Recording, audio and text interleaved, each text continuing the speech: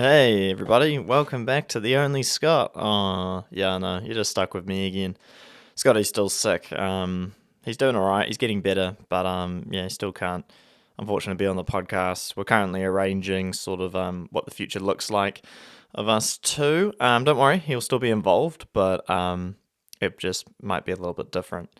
Anyway, to kind of today's topic, which I sort of found out from, I know I was just kind of scrolling through, I think, things on Instagram and a few other things, and then the major investment conglomerate company of BlackRock kind of came up to my attention. And I'm assuming people listening to this probably already know a bit about who BlackRock are. But for those who don't, I've just got the just brief of Wikipedia in front of me. So, BlackRock Inc. is an American multinational investment company based in New York City, founded in 1998. They are the largest asset manager, with currently they hold US $8.59 trillion in assets under their management of December 31st, 2022. And they operate globally with 70 offices in 30 countries and clients in 100 countries. Pretty intense. And then you might be asking, well, Scott, why are you talking about this massive conglomerate asset and investment company?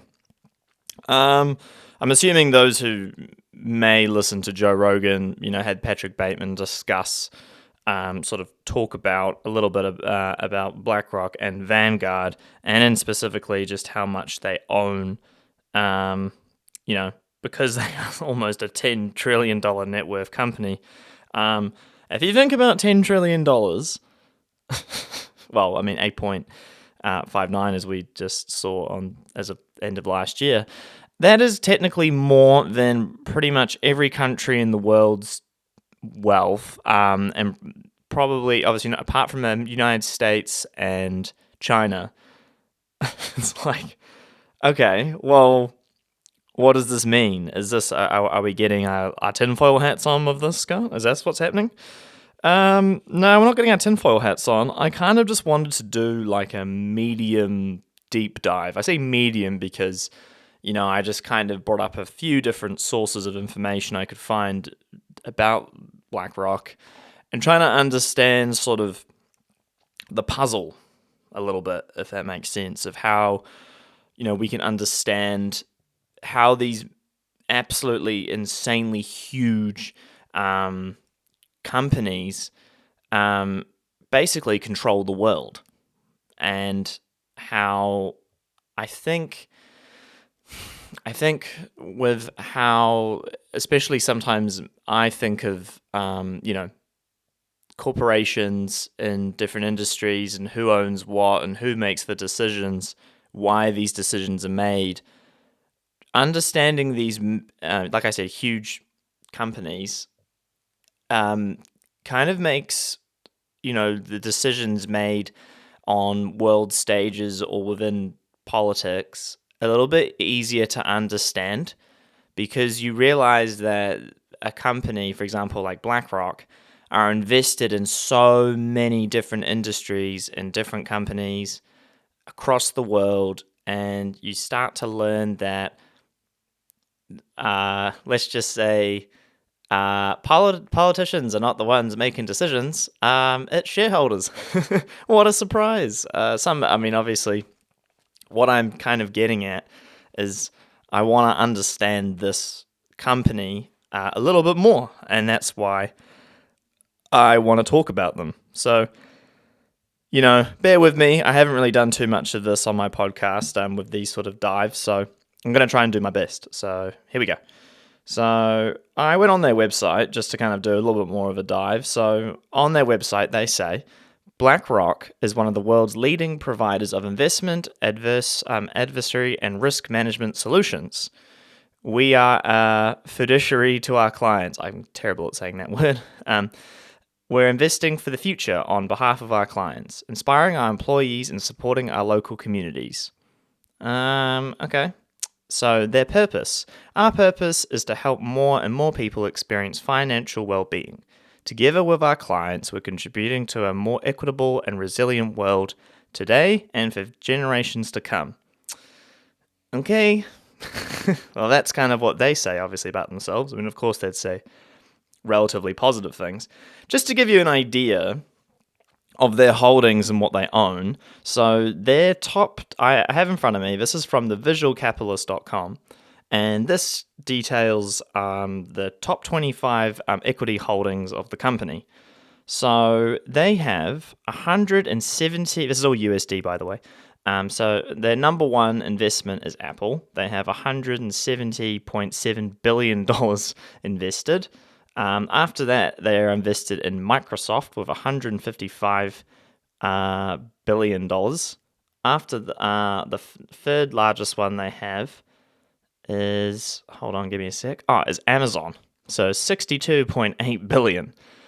And then 4 is Nvidia with 51 billion. So all of this is kind of online for you to see. I'll just give you the list of the rest that are on here as well, because you'd be surprised with how many pies they have their fingers in, because it is insane how much they own and how much they, well, not own, but how much I guess sway and leverage they have in these industries and in these companies. It is insane. It is insane. So hold on. Apple. So there's also this. The next website I'm on is called hedgefellow.com. So this details the top 50 BlackRock holdings. So as I just sort of described, Microsoft, Apple, Amazon, Nvidia, Alphabet. So they also have shares in Tesla, Meta platforms, United Health Group, Berkshire Hathaway, Johnson & Johnson, Lilly Ellie & Co., Visa, iShares, ExxonMobil Corp. Isn't that interesting? Oil conglomerate. Okay. JP Morgan, Broadcom, MasterCard, Procter & Gamble, American Co., Home Depot, PepsiCo, Chevron Corp., Coca-Cola, ABV Incorporated, Cisco Systems. The list goes on. You can look that up online if you want to see more of the list. I might put this in the description as well, so you guys can have a look at these yourselves. Pretty crazy stuff. The other thing I wanted to touch on, why I'm also interested in talking about BlackRock, is if you may have listened to the Patrick Bateman, Joe Rogan podcast about the military-industrial complex that BlackRock have also invested in. So if I have a look at, sorry, I'm just kind of juggling a few different information sources on my phone. Super professional as always. Sorry, just give me a sec.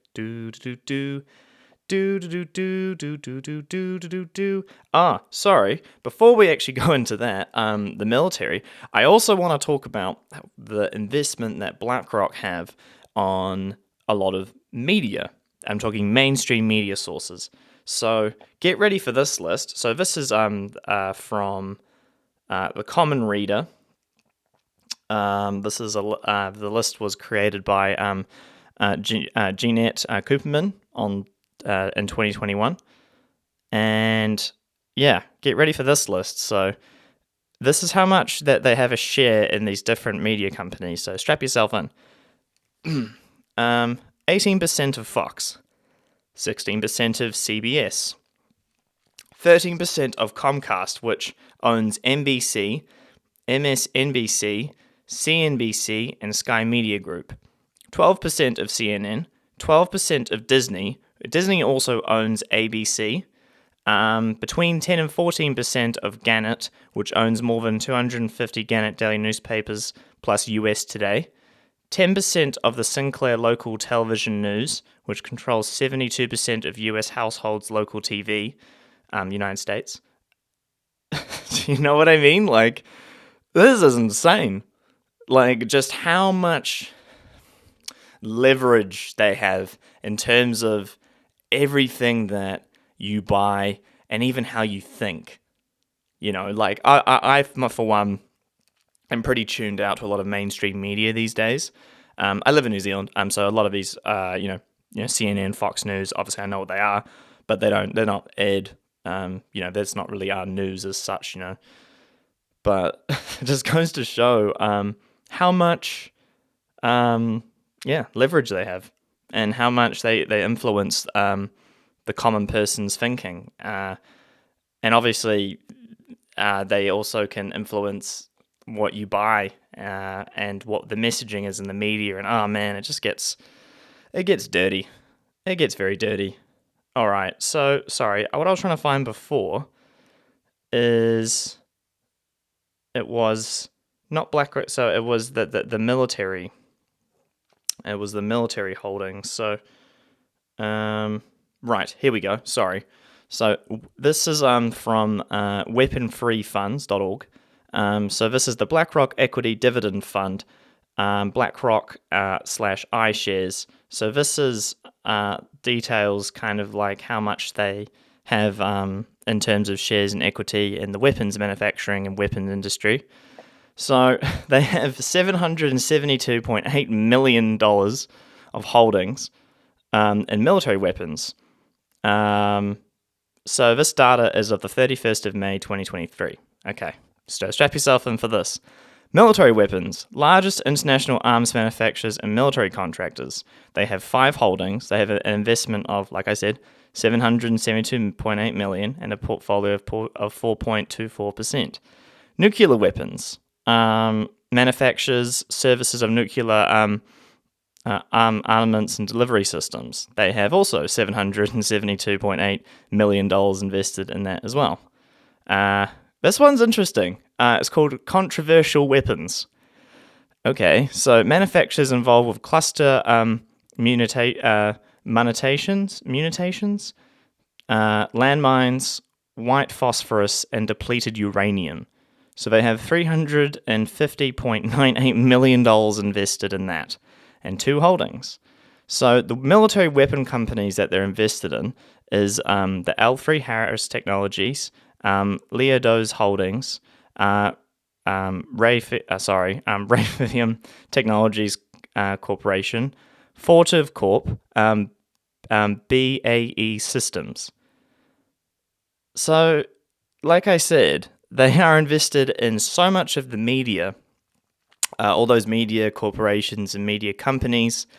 They are heavily invested in the military weapons, and they are also invested in so much of the technology, tech companies, and even like general consumer goods. I mean, the amount of power and just general, I keep saying the word leverage, but just the general leverage they have across all of this, and just what they can do to influence just about anything they want. I mean, you think the President of the United States has got power. I don't think so. It's actually, his name is Larry Fink. He's the CEO of BlackRock. Mate, he's got more power than probably anybody in US Parliament by reading all these stats. They say money equals power. God damn. Absolutely. So that is just some pretty crazy stuff. The other thing that also caught my attention was BlackRock actually have invested a lot into New Zealand recently. They've done a $2 billion investment into our green energy. Interesting. So since like 2 years ago, they've been investing and wanting to do more, funding in New Zealand. And also the ASB Bank, ASB, who is a big bank here in New Zealand, they also fund them as well.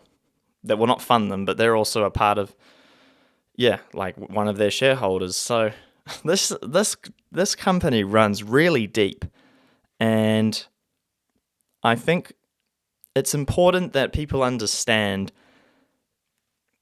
that, unfortunately, the decisions that are made and I guess, like the decisions made for, let's say, not just countries, but if it's military decisions or if it's about war or if there are things that are, decisions being made in basically the higher up echelons of society, you can guarantee that BlackRock is involved because they control so much and they are invested in so much. Yeah, so that's kind of what I wanted to touch on with BlackRock. It's pretty crazy stuff, and it's incredibly, yeah. It makes me feel very powerless, and I guess it makes me feel a bit like, what's the word I'm looking for? Nihilistic sometimes. Look, I mean, a lot of the stuff you can find out online yourself. I just find it really fascinating delving deeper into this kind of subject matter. The other company as well that is a big shareholder company who owns a lot in different corporations around the world is Vanguard. I might look into that another time. Yeah. Something else to we're gonna just change the subject a bit here from BlackRock. But I also kind of wanted to touch on something else that I've been thinking about a bit more in New Zealand at the moment. We have our election coming up soon. I don't want this to become like a political podcast, but I really want to mention this. Is old Brian Tamaki is, as a lot of people know, is running the Vision NZ party in New Zealand. For those who are listening who don't know who Brian Tamaki is, he is the cult leader of the Destiny's Church, who have been around in in New Zealand for 15 or so years. So we have a cult leader running for Parliament. He won't get in, obviously, but it says a lot about, I don't know. Once we start talking about freedom and we start talking about people can vote or discuss whatever they want. But when you got a guy who literally said the floods were caused by the gays and people watching porn, then I think you might want to put him in a mental institution. And he's also a cult leader. The guy is not a good person. Let's just put it that way. I could say a lot of things about him, obviously, but it's not very productive. But let's just say that he is an evil, selfish, narcissistic cult leader, as they all are, money hungry, only way is his way, extreme Christian fundamentalist. Yeah, nothing to offer, nothing to help progress society. Not to say that politicians do. Obviously, I just talked about BlackRock, but we don't need someone like that as a face. Yeah.